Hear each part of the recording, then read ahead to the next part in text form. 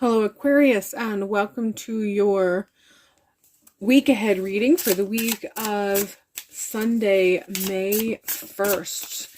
And I'm just getting an overall connection with your energy for this week, and I feel like we're ending the week before and leading into this particular week with a sense of wanting to hurry up for clarity. Like there's just a desire of hurry is the word that comes to mind, but it's not the typical hurry as in a rush and not taking things in, as much as something has kind of come to light or come to an understanding. And so there's a sense of, all right, next step. What's the next step? I want to start to get focused on and move in the direction that needs to be moved on. And I can't do that until I get this next information, and then I'll be able to make the decision that I need to be able to go in that direction, to be able to understand. We're starting out with the card Clear Quartz, Divine Connection. I feel like that if you have come to this particular reading, this is one of the reasons why you came, you clicked on this video, is because you know that there's a next step that's kind of hovering and waiting for you to understand or to reach for it. But you also have the wisdom to know that you need to wait until that step reveals itself, or someone reveals this step to you, or you get some sort of divine understanding or divine connection or divine clarity. And so that's where that sense of hurriedness is coming in, because you're waiting, you're in a position of waiting, and you're waiting for clarity. You're waiting for that message, whatever it is that will let you know, okay, this is the next step. So you're in a weird kind of plateau.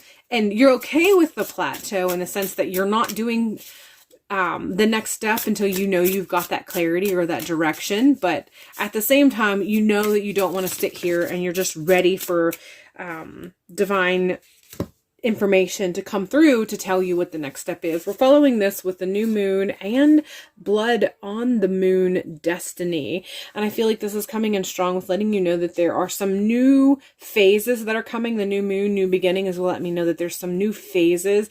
But that blood red moon is coming in strong with genetics, inheritance, ancestor connection, messages beyond the physical realm or the connections that we have. Destiny is the key word for this particular card. And so this is just sort of some things that are indicating some sense of fulfillment from a personal, spiritual, spirit, soul connection. And so that's where the hurriedness is coming in as well. Again, you understand that you're at a position, you're kind of stalled, or you've stopped, or you're in a plateau. You do not have a problem with this plateau, but you are very aware of this next energy that you feel is coming in. And one of the reasons why their awareness is so strong and it's coming in to this degree is because there's a part of you that recognizes that this is your higher self's path. This is your higher self's destiny. This is what you've been waiting for. This is what you've been working towards. And so this particular week, that energy is just going to continue to grow. It's going to continue to increase and expand. It's going to provide a sense of continued hurriedness, maybe even a bit of anxiousness for the next thing, for the next clarity, clarification, definition, divine guidance. So this week, there's a lot of that. I do feel like you'll be getting some of that divine clarity and divine connection and what have you that you are anticipating. But I feel like overall, it's more of that energy of anticipation than actually things getting fulfilled. So just some high movement, some high energy and vibration movement, but not necessarily clarification. That's going to come later. I feel like that's going to come later in the month. Probably it feels very much towards the third week of the month of May. So a lot of that energy of anticipation is what I'm sensing, and that can kind of drive you a bit crazy. So if you're aware of this, you can do what you usually do in anticipation and to work with this energy and prepping you and helping you out. You may even want to plan something for the new moon that is coming up if it hasn't passed already. And if it has, you can still do retroactive work if you do a lot of energy work.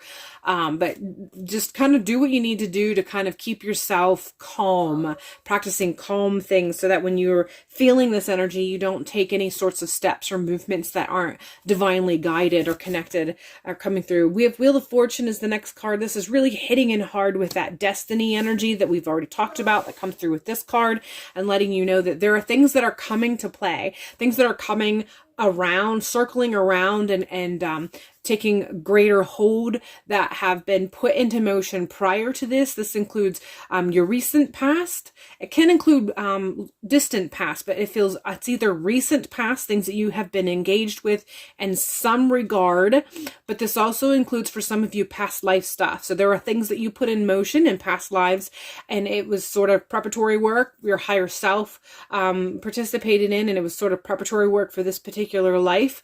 Whether it was on purpose or not, that's a whole different discussion, but there is definitely some things from past lives, past incarnations, that's sort of coming together in this lifetime, and that is also why you're getting that anticipation. You recognize that this is beyond the here and the now, and that's not just the here and now as in today, but also this time, this era, this cycle. We're continuing on with the Hierophant card, and I feel like that this is to indicate there are some of you who are in the position of being a Hierophant for someone. You are that sage. You are that connection for other people.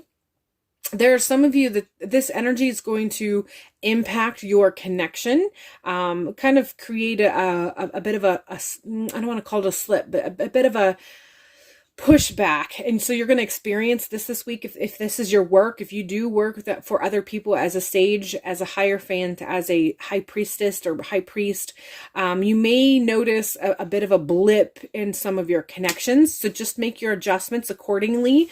If you need to do some prep work at the early part of the week and kind of get an idea or get connection or messages, and letting you know when you might want to put a pause in some of your work with other people. For others of you who do not participate in being a sage for someone, this is a call for you to maybe reach out to someone who is a sage, a priest or priestess, a Hierophant, someone who offers the services and hopes to get a clearer picture of what it is that you are working with and how you can do better and really kind of grab all of the energy that is available for you and do something with it that's going to be for your greater good.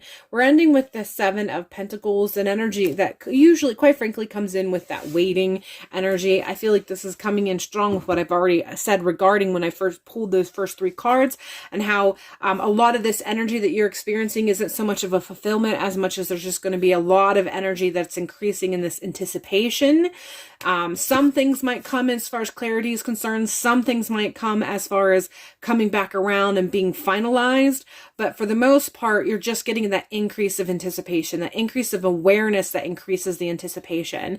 Some things might become to completion and fulfillment, but not all things. So it's more of the energy of anticipation, and not so much absolute fulfillment quite yet. That feels like that's coming on into the future. So this week means that you can do some of the prep work, kind of create a better landing pad for this work when it comes towards the middle to the end of May. It feels very much like that third week of May. So you can use this energy in this week and what's going to be available this week for you as far as how you can continue the work and continuing to prep yourself and be ready when things come back around fully in a couple weeks. All right, Aquarius, that is all I have for you this week. I hope this has provided you with some great insight and some sense of being able to prepare for both here and now and in the future. And hopefully I will see you in a future video.